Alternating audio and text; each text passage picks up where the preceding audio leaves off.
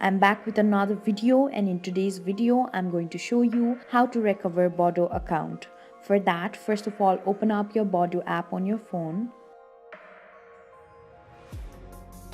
After you open up your app, there you can see the option of forgot password. Tap on it. Now you'll need to enter your cell phone number or email address. After you're done, tap on create new password. Now you'll receive instruction for creating a new password. If you have entered your email address, open up your mail. There you can see the option of create a new password. Tap on it. Now you'll have to set a new password and retype the password to confirm it.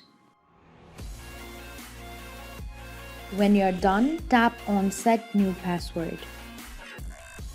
This way you can recover Badoo account. Thank you for watching. If you liked the video, please hit the like button. If you want to see more tutorial videos, hit the subscribe button. And if you have something to say, please leave a comment.